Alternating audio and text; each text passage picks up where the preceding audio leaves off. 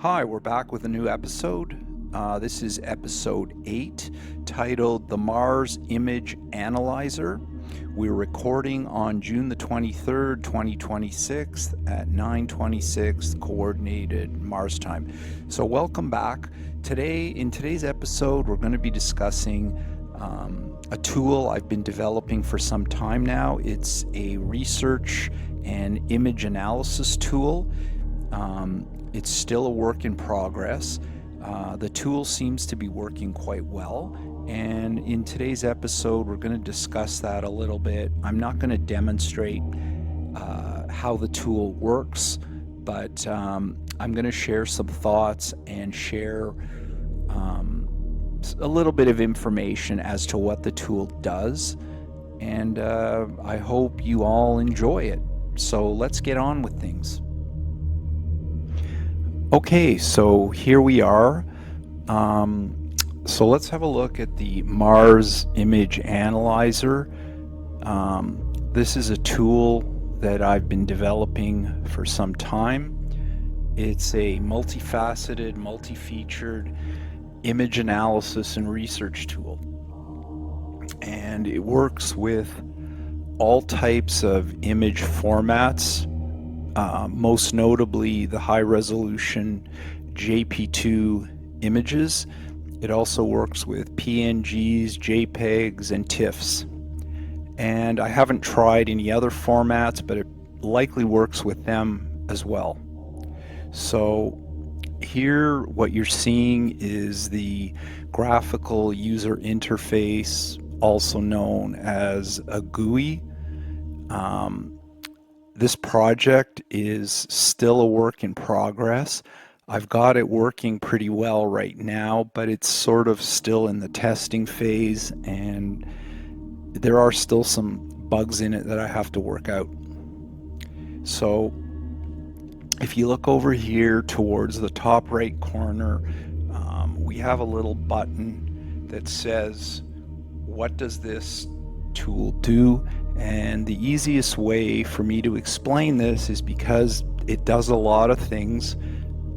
So I'm going to basically click on that, and we're going to read off some of the features and functions of the tool.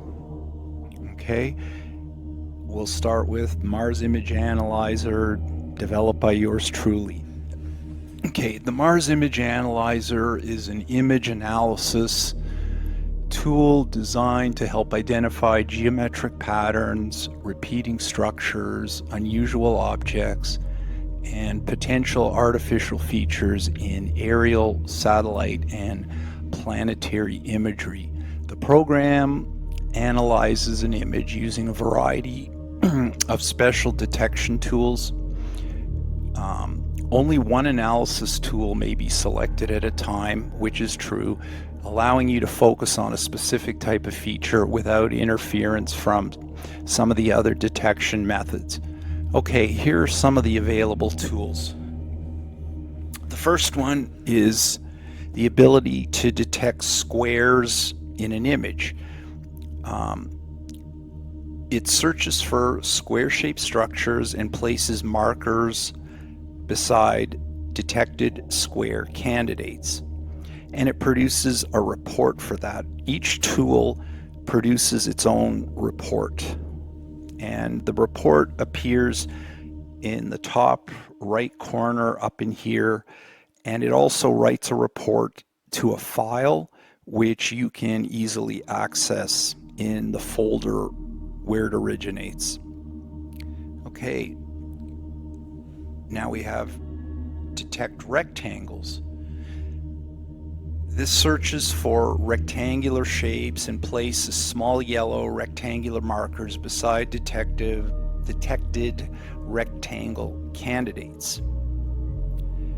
The next feature is it detects triangles, searches for triangular structures including imperfect triangles that may not contain perfectly straight edges. So it doesn't really detect, it can detect perfect triangles, but if the triangle's not exactly perfect, it will still be able to detect them. Small light blue triangle markers are placed beside detected candidates. Okay. It also detects circles and craters. It searches for circular and crater-like features. The tool can identify near-perfect circles and imperfect crater rims by checking circularity, rim completeness, edge support, and brightness differences between the rim and interior. So again, this will detect perfect circles and not so perfect circles, if that's the more simple way to explain it. The next feature is the ability to detect anomalous objects. It searches for isolated objects or features that differ significantly from the surrounding terrain based on contrast, shape, brightness, and edge characteristics. This tool I've actually tested, and it seems to work pretty good. The next one we're going to skip because I removed that one because I couldn't get it working very well. So I took that one out. So we'll move on to geometric pattern analysis. Now this is a really useful tool. I've tried it out. I'm not going to demonstrate it here, but maybe in another podcast we'll demonstrate this. Geometric pattern analysis looks for organized geometry rather than simple mirror symmetry. It evaluates squares, rectangles, triangles, circles and craters, straight line organization, grid intersections. This one's important, grid intersections, remember that. Repeating spacing and lattice-like structures to produce an overall geometric organization score. So again, the score would appear up in the analysis report that gets generated automatically for each tool that's used. Okay, we'll move on to the next one, visual scene description. All this does is it sort of analyzes the entire image and it creates a paragraph style visual summary of the entire image. It describes terrain texture, contrast, circular crater-like features, square and rectangular candidates, line organization, and overall geometric organization estimate. And I find this tool as well quite useful. I've tried this and it works pretty well. Now, detect repeating objects. I haven't really played with this one too much because I haven't found any real repeating objects in images. So I'll just give you the basic description. It searches for similar shapes, structures, or patterns that occur repeatedly throughout an image. For instance, like a row of something, like a row of squares or a row of circles that look similar. That's what this tool will detect and print a report for that. The next one is enhanced grid detection. It searches for organized lattice-like, grid-like, and linear arrangements that may indicate structured patterns or repeated geometric organization. This one is kind of important, and again, I've tried this one and it seems to work pretty well so far.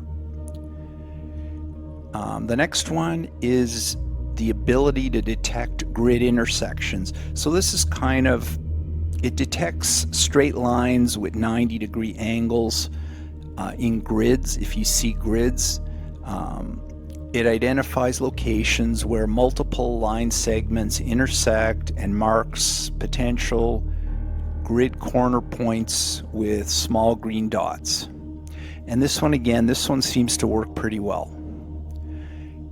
Grid pattern estimate.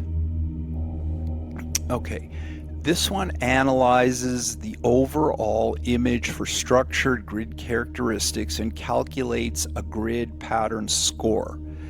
Based on the score, the program estimates estimates the likelihood that the image contains organized geometric patterns.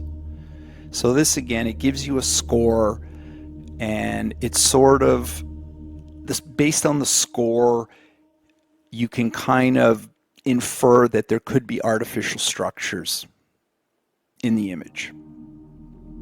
Okay, and here you see the grid pattern score. If it's 70 to 100, potential for artificial structures, and you'll get a printout that says that.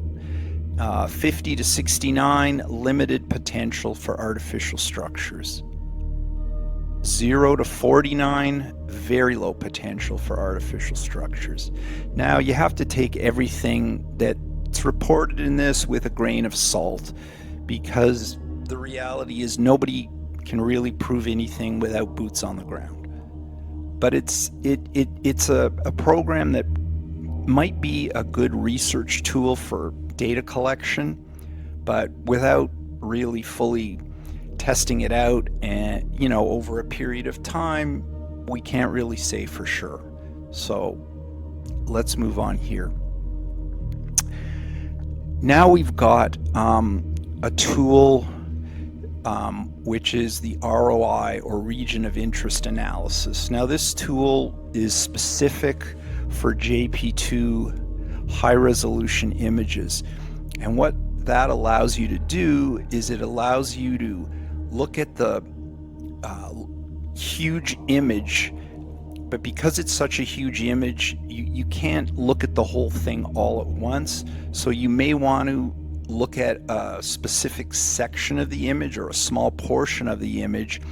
And what it does is you can draw a small box around what you would call the region of interest, and it will put that on the screen in high resolution format.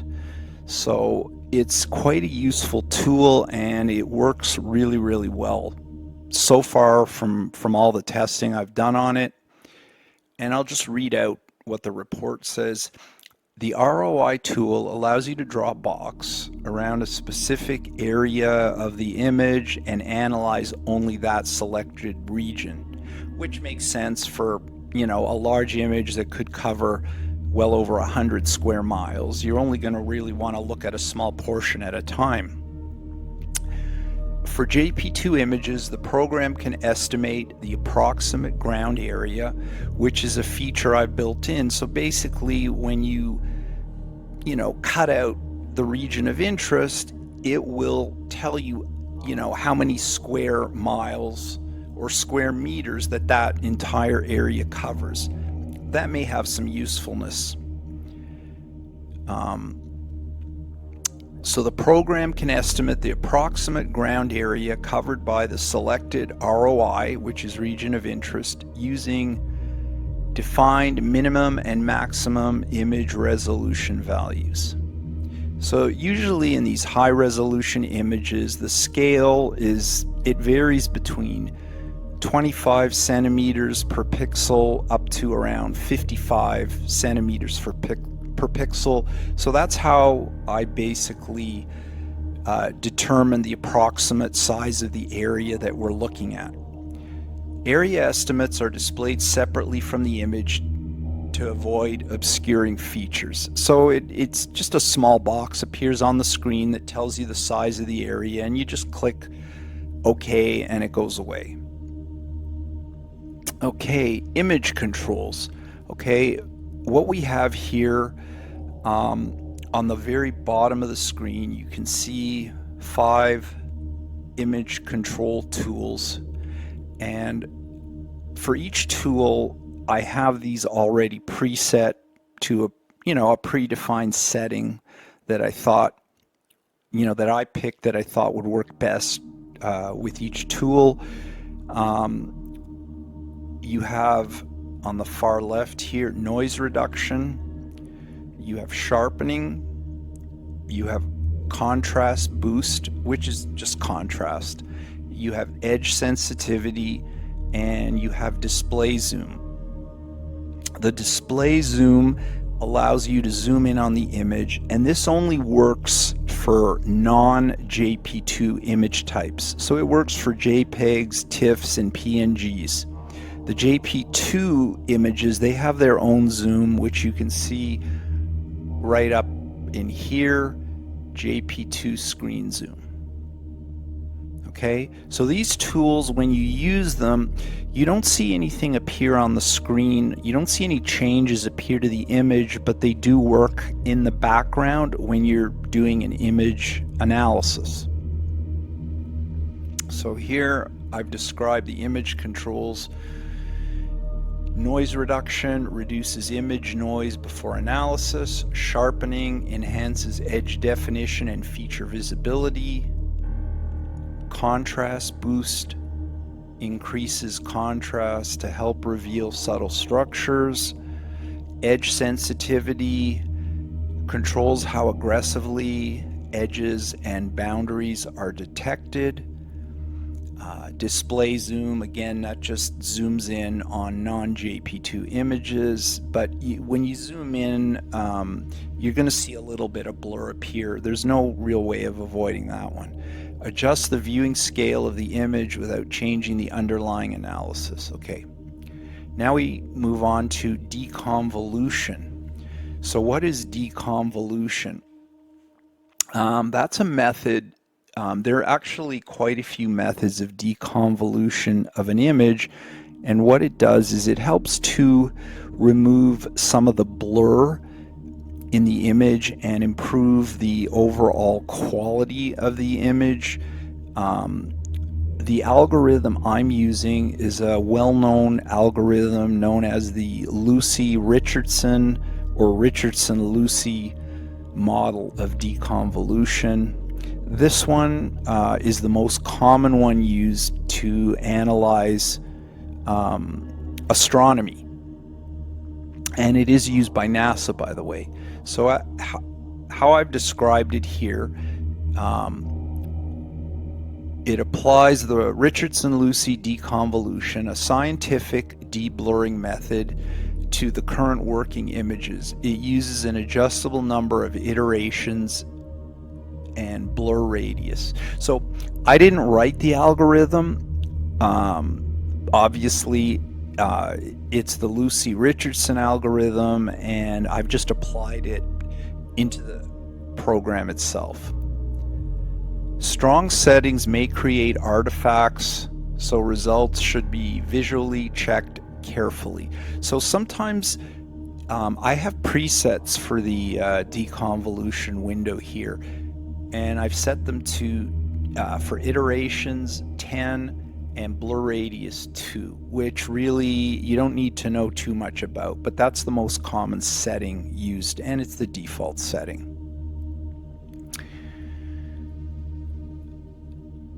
Okay, important. The program identifies geometric patterns and image features only. Detection results do not prove that a feature is artificial. All findings should be considered candidates for further visual inspection and identification. Okay, so here we have the image viewing area and the report analysis area. I think I've described most of this. All the images can be saved to a file. So for something like applying deconvolution to an image, and you want to save that, you can save that into a folder or onto your home screen, however you like. So I think that about describes it. We have one more tool, and it's right over here, and it's called the Manual Pyramid Analysis tool. Now, this tool does not locate pyramids or potential pyramids in the imagery, but what it does is, if you see something that has sort of a similar appearance or looks somewhat like a pyramid, you can actually draw a small box around the object in question, and the tool will analyze whether or not it thinks it's a good or poor candidate for a pyramid. Now, again, I've tried this tool out and it seems to work pretty good so far. I've tried it on candidates that actually look pretty strongly like pyramids, and it did identify them as such. It said good pyramid candidate. So it still needs a little bit more testing, but I think this could be a somewhat useful tool. And I guess that about does it. So that about does it for today's episode. I hope you all enjoyed the content. We'll be back with another episode in the not too distant future. I'm hoping to do at least 2 episodes a month.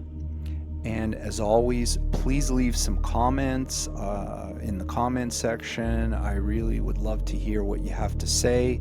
And I'm hoping to get more support so I can continue to grow this channel.